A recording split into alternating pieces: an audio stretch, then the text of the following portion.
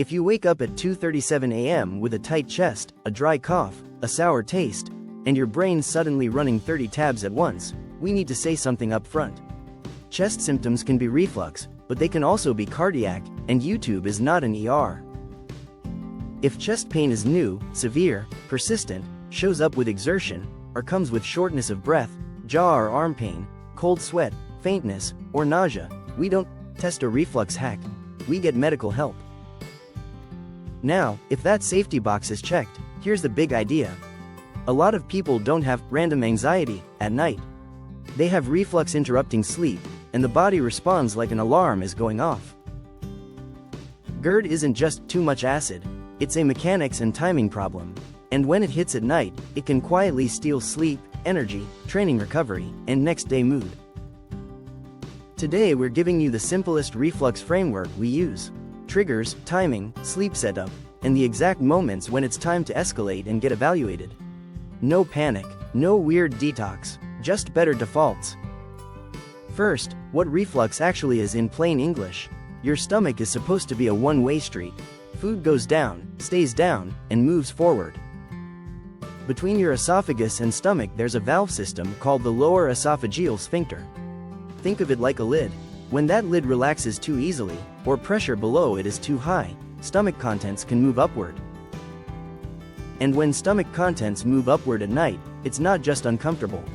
It can irritate the throat and airway and trigger coughing, throat clearing, hoarseness, and that tight, something is wrong, chest sensation.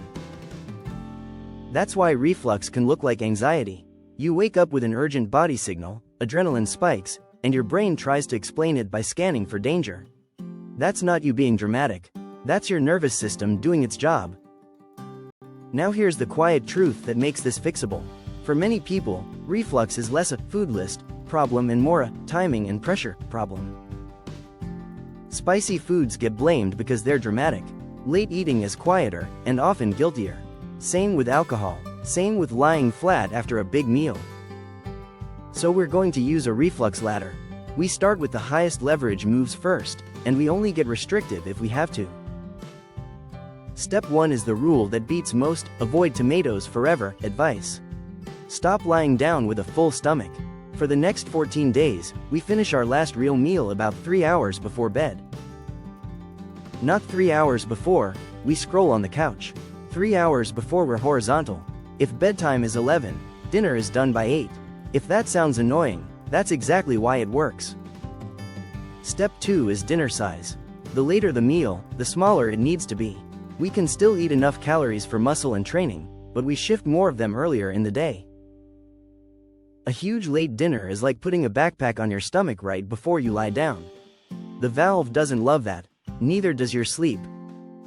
Step 3 is alcohol. If reflux is waking us up, alcohol goes on trial. Not forever, but long enough to get a clean answer. Alcohol can relax the reflux barrier, and it also fragments sleep on its own. That's the double hit. If we're doing a drink with dinner, we're often doing a worse night, more than we realize. So for the reset, we go alcohol-free on nights when reflux is a problem. Or we move it earlier and lighter, and we never combine it with a heavy, late meal.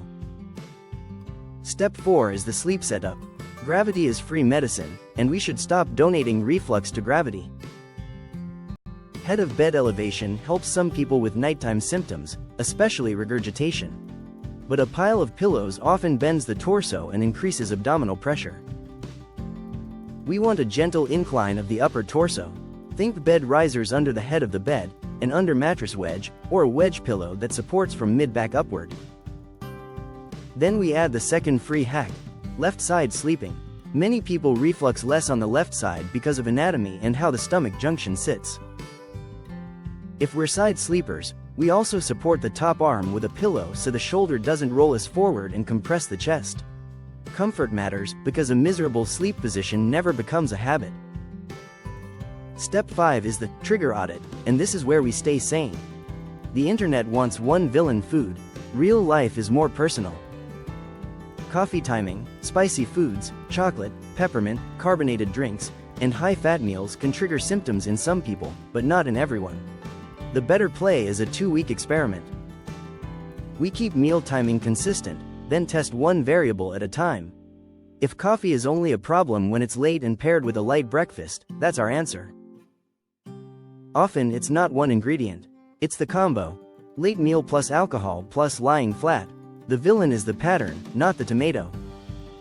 Now let's talk about the waist connection without shame. Reflux is partly mechanical. More abdominal pressure can push stomach contents upward and stress the barrier. That's why, in many people, reducing waist circumference improves reflux. Not because anyone failed, but because the physics change. One of our favorite add-ons is a short post-dinner walk. Not a workout, just 10 minutes of gentle movement. It helps digestion, keeps us from immediately lying down, and it's a low-friction way to reduce that full pressure feeling. If we can't walk, even standing and tidying up beats becoming furniture. Now, medications. We're going to be calm and adult about this. Antacids, H2 blockers, and proton pump inhibitors can all have a role. PPIs are often used as a short-term trial for typical reflux symptoms, and they work best when timed correctly. The common rule is 30 to 60 minutes before a meal, not at random, not after symptoms explode. But PPIs are not candy. They're also not the villain TikTok sometimes makes them out to be. The move is appropriate use, right drug, right reason, right dose, right duration, with a clinician reviewing whether you still need it. If symptoms are frequent, severe, new, or persistent, that's a reason to talk to a clinician. Especially if you're using over-the-counter heartburn medicines more than twice a week. And we need to be crystal clear about the get evaluated lane. If you have trouble swallowing, food feels stuck, vomiting blood or coffee ground material, black or tarry stools, unexplained weight loss, persistent vomiting, or new anemia, don't run hacks. Get checked. If your reflux symptoms are paired with chronic cough, hoarseness, asthma-like symptoms, or throat problems, we also need nuance. Reflux can contribute, but those symptoms can be multifactorial, and diagnosis often requires proper evaluation rather than guessing. So what does a simple, high-yield 14-day reflux reset look like? We stop eating 3 hours before bed, and we make dinner smaller and earlier. We reduce or remove alcohol near bedtime, especially with heavy meals. We sleep with the head elevated if night symptoms are the issue, and we test left side sleeping. We walk 10 minutes after dinner when we can. We track a few things: meal timing, alcohol, late snacks, caffeine timing, big fatty meals, and whether we wake with cough, tight chest, sour taste, or a wired feeling. We're looking for patterns, not perfection. Then we reintroduce variables one at a time. If symptoms come back the moment late meals return, we've found the lever. If alcohol is the trigger, we've found the lever. And if symptoms don't improve despite doing the basics, that's also information.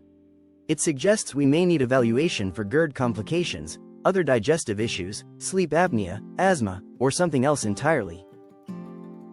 Here's the longevity compass bottom line. Reflux is common, but common is not the same as harmless. Night reflux can steal sleep, and sleep is the foundation for energy, appetite control, mood, blood pressure rhythm, and training recovery. So this is not just about comfort. It's about longevity momentum. The winning strategy is boring and powerful. Stop lying down with a full stomach. Respect alcohol as a sleep and reflux trigger. Use gravity with head elevation and left side sleep. Track your patterns instead of demonizing random foods. And keep the safety rule sacred. If chest pain is new, severe, persistent, or comes with concerning symptoms, we get medical help. We don't gamble.